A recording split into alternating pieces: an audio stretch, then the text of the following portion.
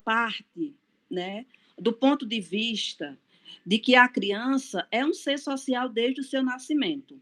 Por quê?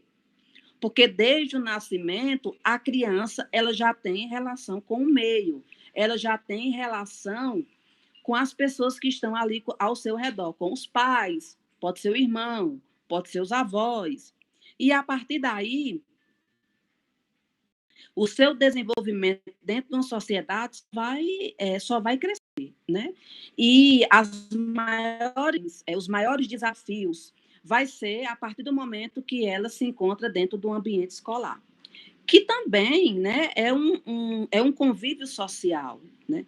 Só que também é um convívio social de aprendizados, de desafios, de dificuldades, né? De aprender várias coisas que que muitas vezes não podem ser aprendidas no ambiente familiar. E por essa corrente, né, o pensamento da criança vai do social para o individual. Então, isso quer dizer o quê? Que o meu conhecimento, diante da teoria de Vygotsky, ele vai do social, ele vai de fora para dentro, que é diferente de Piaget. Piaget já defende que o processo, né, o processo de pensamento, de aprendizagem, vai de dentro para fora. Vygotsky é de fora para dentro. Ele fala muito na questão, né, de o ser humano ser ativo e o pensamento é construído gradativamente no ambiente. Para ele não existe o menos e o mais. Para ele existe um desenvolvimento oriundo de cada ser humano, mas que esse pensamento ele é construído.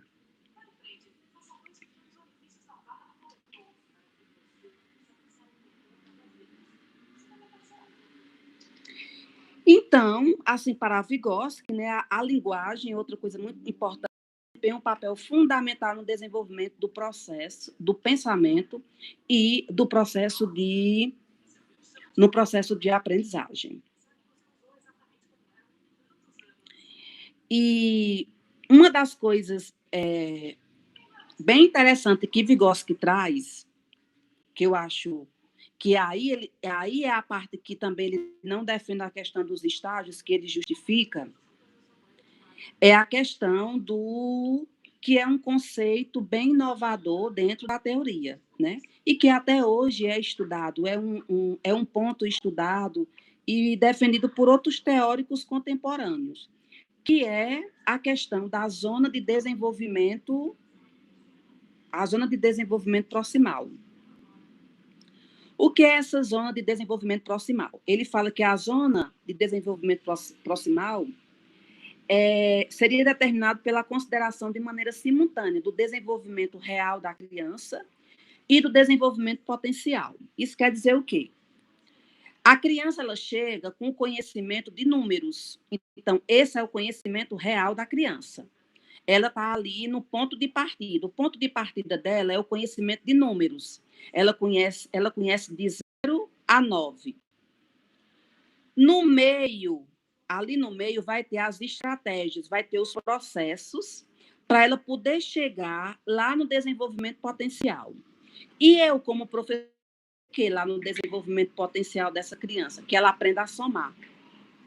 Ali no meio, entre o desenvolvimento real e o desenvolvimento potencial, vai estar as minhas estratégias para que essa criança aprenda a somar.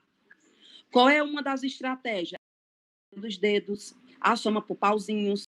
Então, essas estratégias é justamente o processo da zona de desenvolvimento proximal. Ali eu vou ter estratégias, que são os meus processos, para que essa criança, com o seu desenvolvimento real, se transforme no desenvolvimento potencial, que aí seria a adição dela somar esses números, certo? E aí é um ciclo, né? Ela sai dessa zona de desenvolvimento potencial, volta de novo lá para os números. Depois, o que eu vou querer da adição? Que ela aprenda a subtração. Então, eu vou ter estratégias, que é o meu processo, e que esse processo é a zona de desenvolvimento proximal. E aí, Eu pergunto para vocês, para a gente dar uma pausa para eu ouvir vocês. Vocês acham que é válido na concepção de vocês? É isso mesmo, a zona de desenvolvimento proximal? É algo que vocês defendem? É algo que a gente vê? Porque na minha concepção, a gente vê isso. O que acontece é justamente isso. Eu estou dando um exemplo da educação infantil, do Fundamental 1. Mas aí eu queria ouvir de vocês, quando chega no Fundamental 2, quando chega no ensino médio e quando chega lá no ensino superior, será que o professor ele tem esse cuidado? Será que ele aplica a zona de desenvolvimento proximal? Será que ele tem essas estratégias eficazes para que o aluno chegue de um determinado conhecimento e eu quero que ele atinja o objetivo? Para que ele possa atingir, eu tenho que ter metodologias eficazes. E aí eu vou abrir a fala para vocês, tá bom? Vou desligar.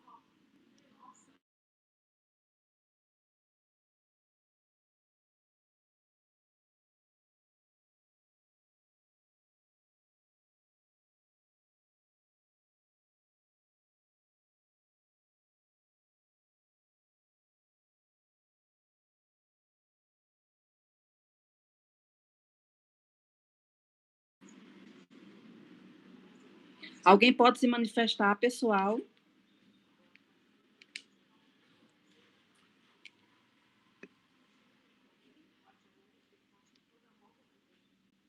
Tiago?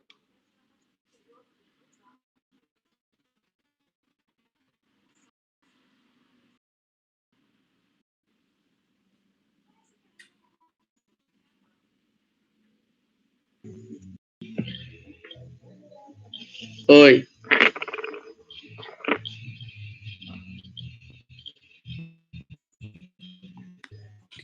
Entendeu minha posição?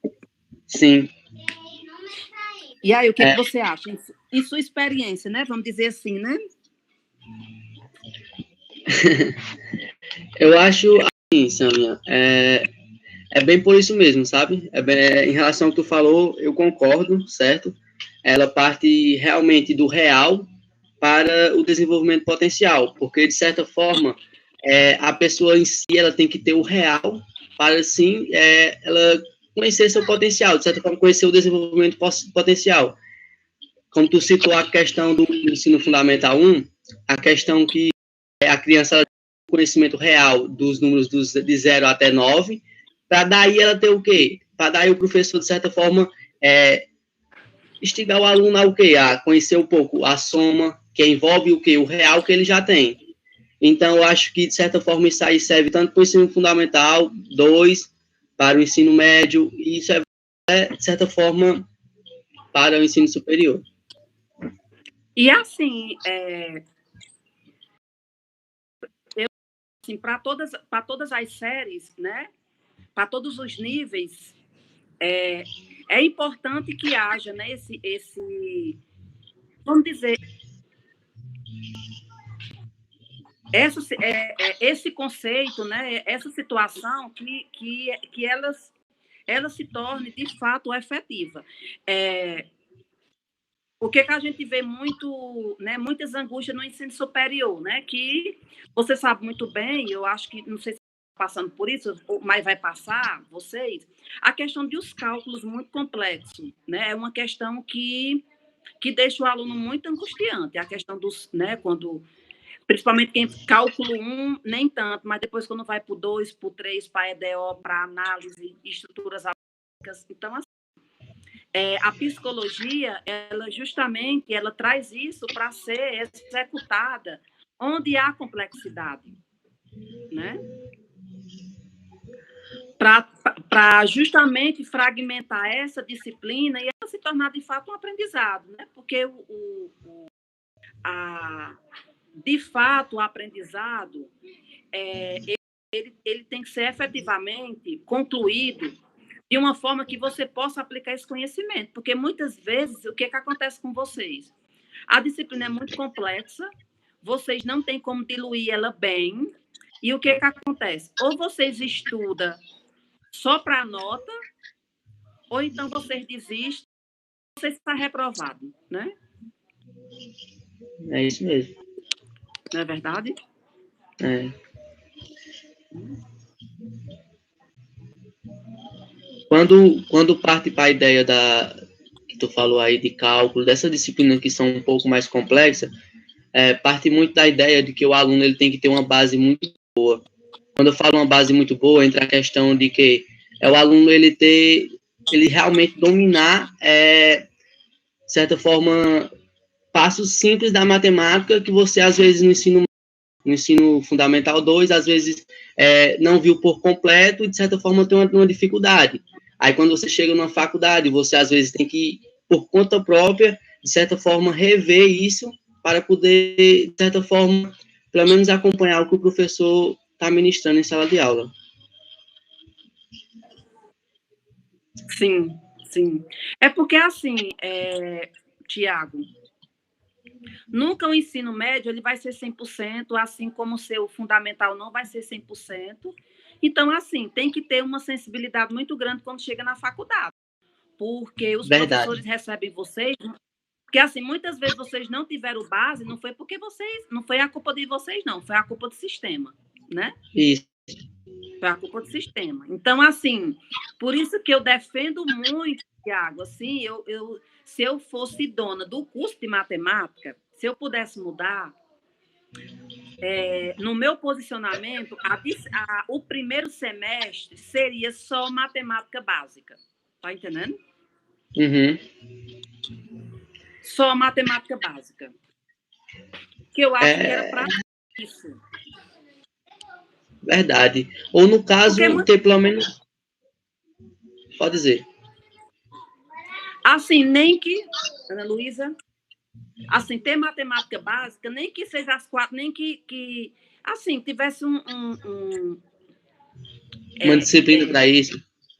Justamente. E assim, Tiago, é porque assim, já ia diminuir, eu acho que ia diminuir muitos problemas lá na frente. Eu acho.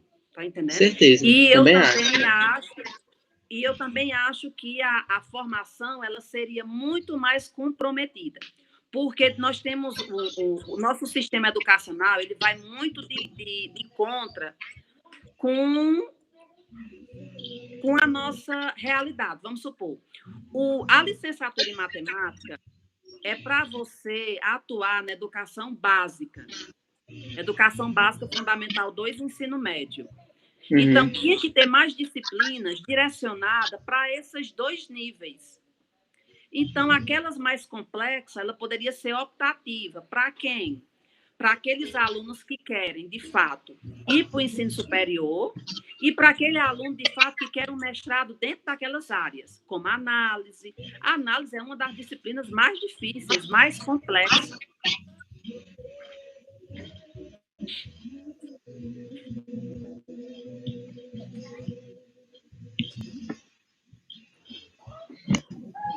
Mas, assim, como nós não estamos nessa realidade, vocês estão em outra realidade que eu também estive,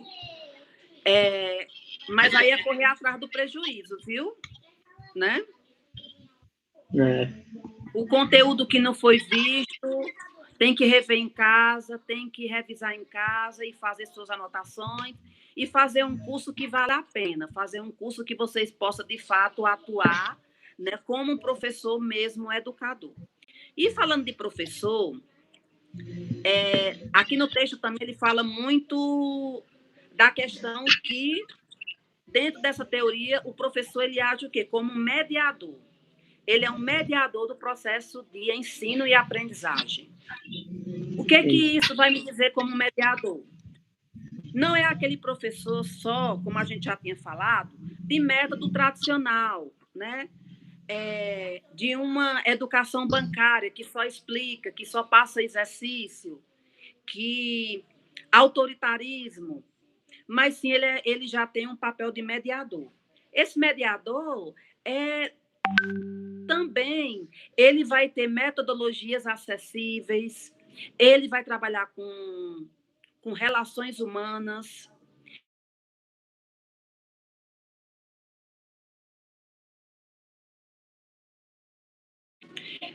Meu celular estava tocando aqui.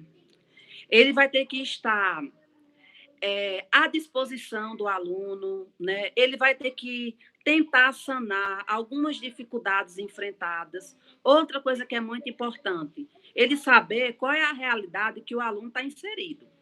Isso não quer dizer que o aluno vai ter que conhecer a vida de cada um de vocês, mas como o aluno está inserido, qual é a realidade que o aluno está inserido, que hoje é o seguinte: hoje o aluno está inserido o curso de matemática em Campos Sales. Então, eu não posso comparar a realidade de Campos Sales com o curso de matemática em Juazeiro.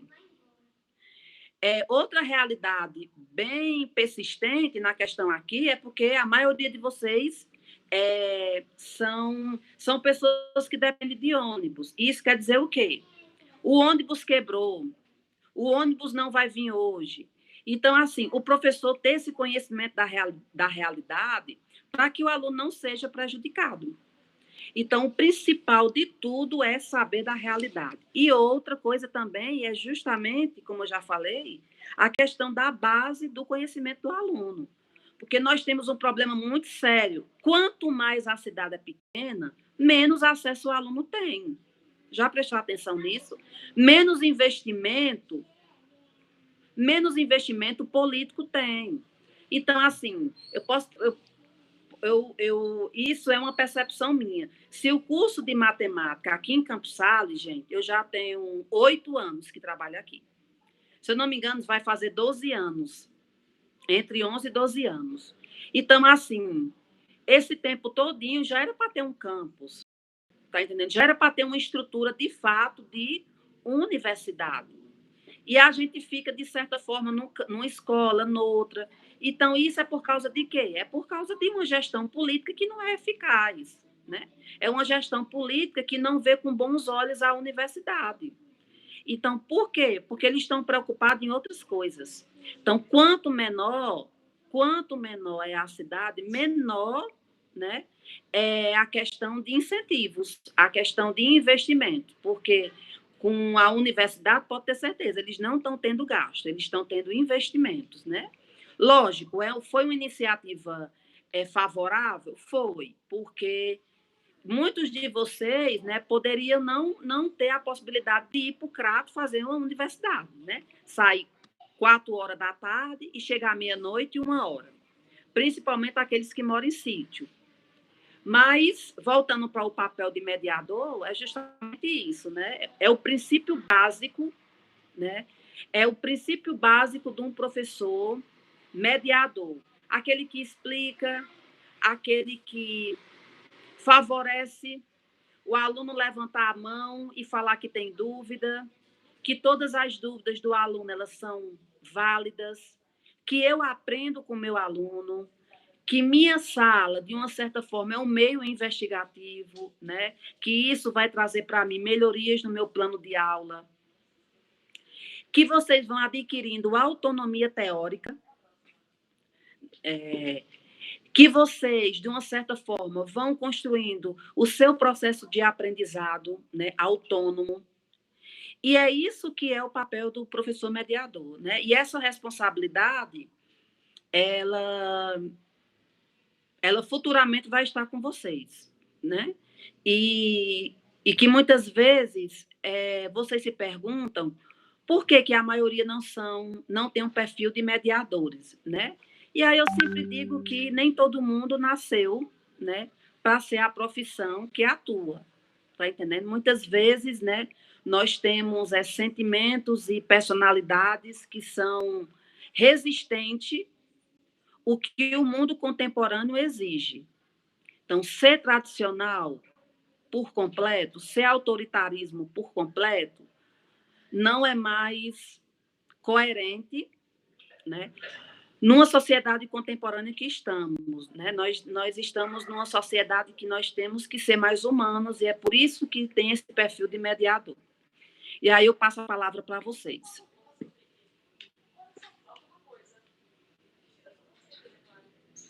Rosana, Aires.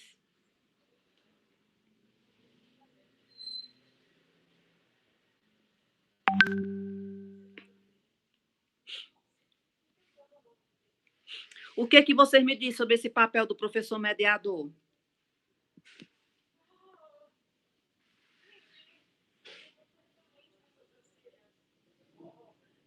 Claudenor, eu estou vendo só as telhas aqui. Cadê você?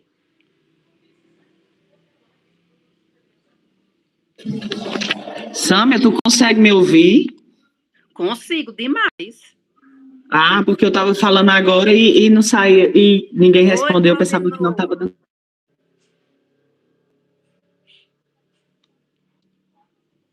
Estou ouvindo muito bem, Lucas.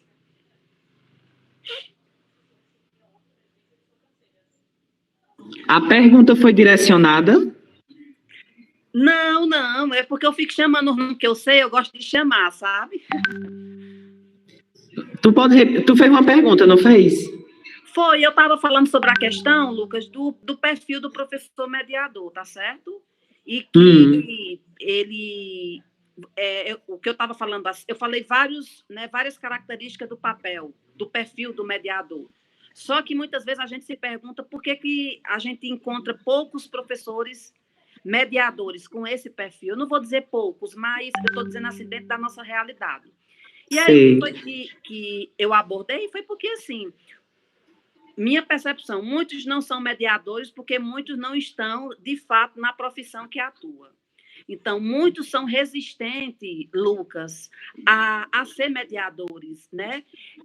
A ter uma relação humana com os alunos, a ser flexível, a entender a realidade de cada um, a entender que o curso de matemática ela não tem uma realidade do Crato de Juazeiro, ela tem uma realidade de Campos Sales, ela tem uma realidade que a maioria dos alunos estão na zona rural, que depende de ônibus, que o ônibus atrasa, que o ônibus quebra.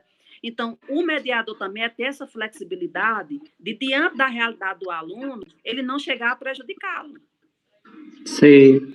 Assim, sobre professor enquanto mediador, acredito eu que nesses novos tempos para a educação, voltando um pouco para o que a nova BNCC fala, ela bate justamente nessa tecla sobre o professor ser mediador. Se nós formos observar o curso da matemática, no geral, não só enquanto realidade, enquanto campus daqui, né, no caso, unidade descentralizada, mas o curso em si, quando nós pegamos os professores que estão com as cadeiras as mais pesadas, as de cálculo, né, sem ser as pedagógicas, quando nós pegamos esses professores, nós podemos observar que ele não está ali, a maioria, né, pelo que eu já observei, pela pouca experiência, ele não está ali como mediador, ele está como o detentor do conhecimento, e ele não tem essa preocupação em mediar o conhecimento, para que o aluno possa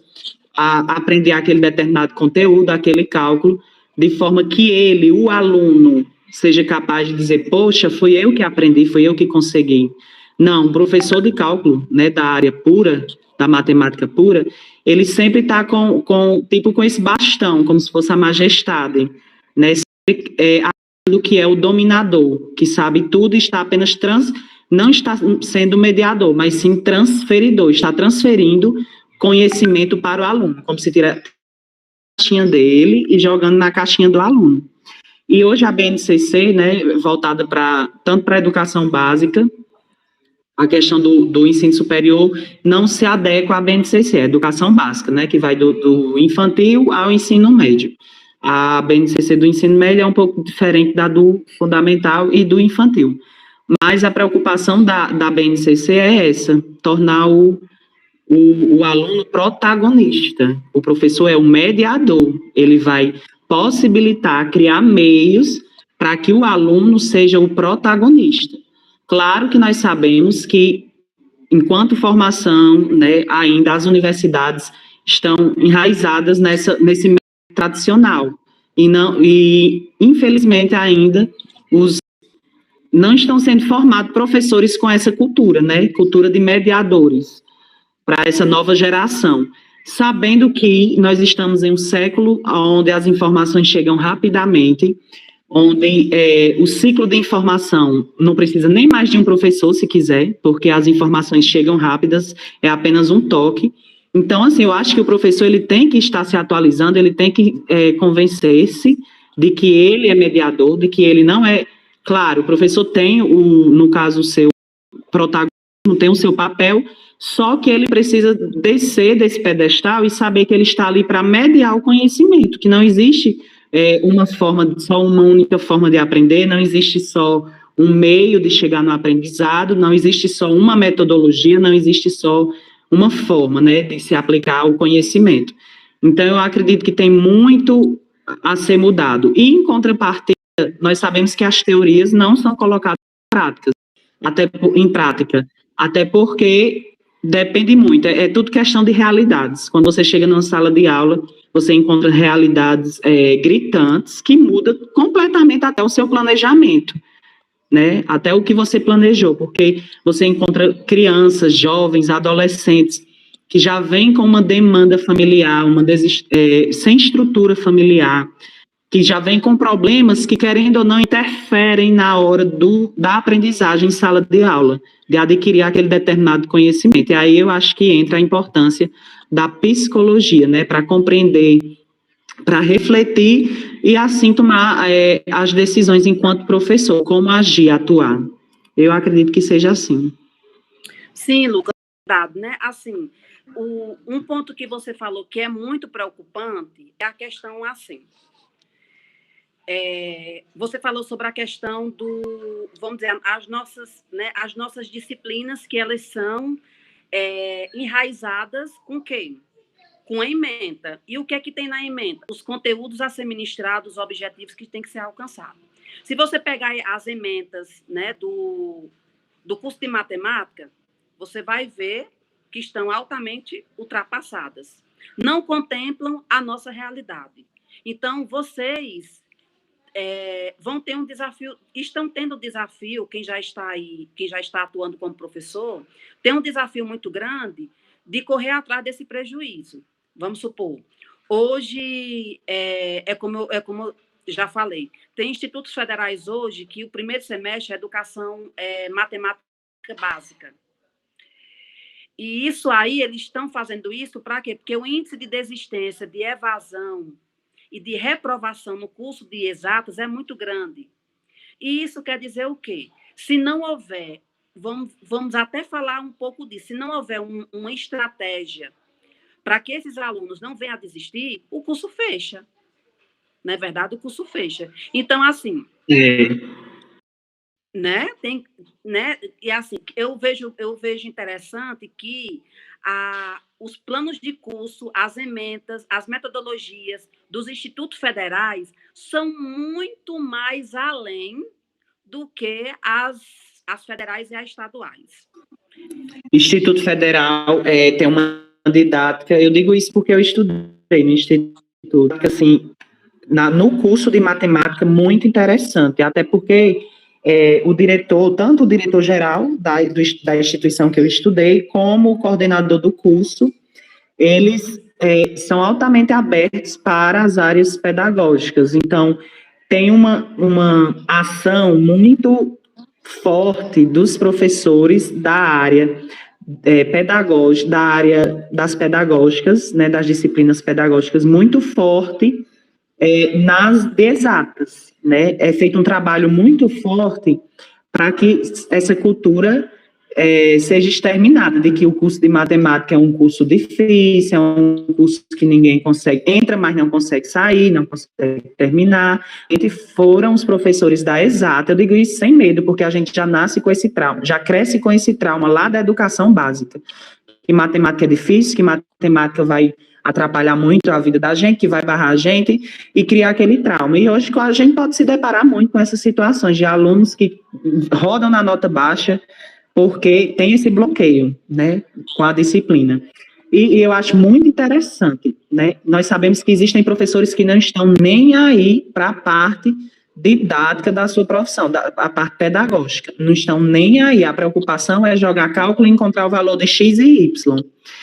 Mas a parte didática, a parte pedagógica, nem aí, seja em ensino médio, seja em ensino fundamental, seja na universidade, alguns, né, da área exata, que infelizmente não estão nem aí. Aí eu pergunto, a formação É formação de professores ou é uma formação de bichos brutos, né? Porque se for para ser de bicho bruto, não precisa as disciplinas pedagógicas, porque eu acho que as disciplinas pedagógicas já servem para lapidar, né, esse processo, é uma lapidação do processo de formação. É verdade. E assim, nos cursos também é importante. Eu sei aqui que Campos Salles está muito limitado, né? Porque os 3 cursos são justamente na formação de professores. Então, fica muito limitado os próprios jovens, quando terminar o 3º ano, né? Muitas vezes não querem ser professor e, às vezes, escolhe as licenciaturas, os cursos e se identificam. Outros não, né? Mas aí, aqueles que estão, faça por onde ser, né? Ser um bom profissional. Porque, assim, o curso, ele não dá uma formação 100%, até porque as emendas, elas não são atuais, elas não contemplam o que está aí, o que está na atualidade mesmo, quando você se depara com alguns educadores que dentro do seu próprio curso, tem a implementação de estudo de softwares.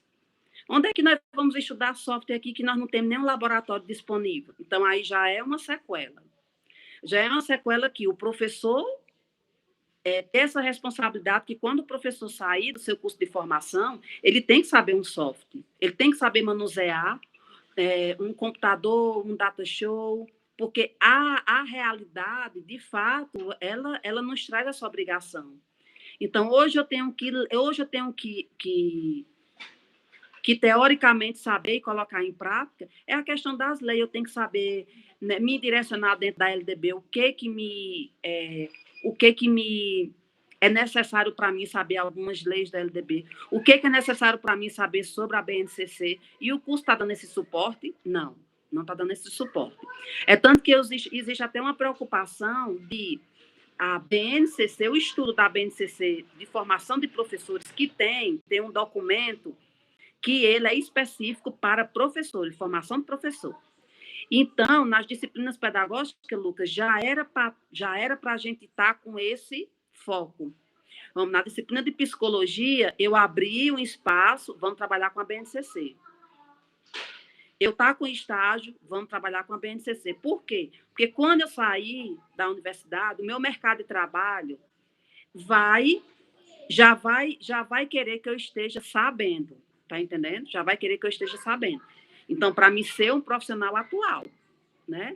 E é tanto que eu digo, por isso que eu retorno e digo que o curso, ele não forma totalmente. Por quê? Porque eles não estão acompanhando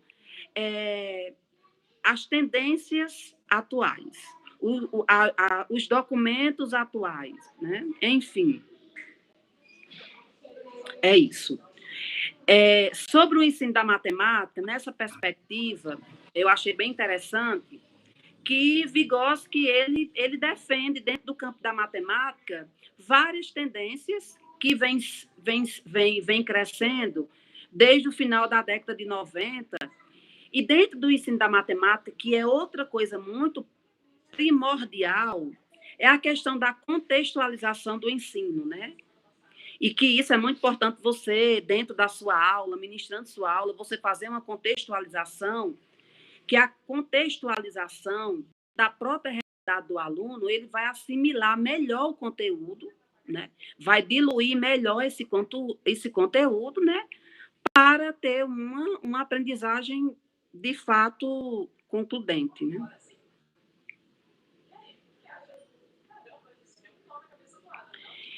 E dentro dessas tendências, ele traz, assim, duas muito importantes, né? Que é a questão da resolução de problemas, que aí o aluno vê o problema, interpretar o problema, procurar a solução, não ficar, né, a resolução de problemas não está aqui direcionada para calcule o valor de X, não, né? A resolução de problemas, ela está na questão de uma situação, problema, que o aluno interprete, que o aluno leia. que o aluno monte o seu problema, que o aluno encontre uma solução. E a questão do uso de jogos, né? Que o uso de jogos, né? Até o próprio Piaget, ele também traz dentro da sua teoria o uso de jogos que vai além do que a gente possa imaginar. Logicamente que esse uso de jogos, a gente sabe muito bem, que tem que ser planejado, né? Que tem que contemplar os conteúdos que estão sendo vistos, que tem que ser criativos, que tem que ser dinâmicos, mas que os jogos, dentro de qualquer situação planejada, eles são muito bem-vindos. E, diante de todo esse conteúdo, né, eu concluo, né, esse texto, a questão da parte da teoria do terceiro tipo, juntamente com a teoria de Vygotsky, que esse texto ele minimizou, né, de fato, os pontos principais que essa teoria traz.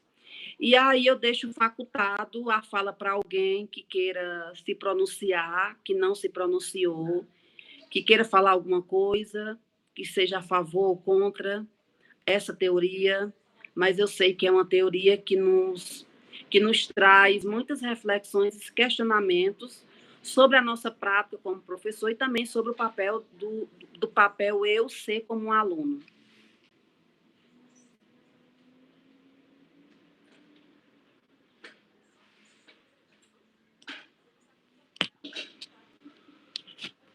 Alguém vai falar alguma coisa?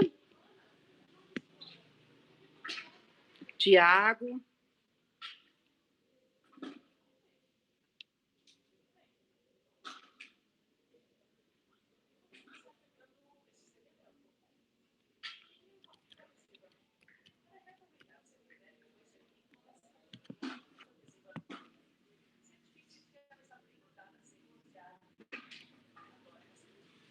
Pois, gente, se alguém não vai se pronunciar, eu vou lá para o grupo, tá certo? Tá certo. Pois boa noite para todos e todas. Boa noite. Boa noite, Sânia.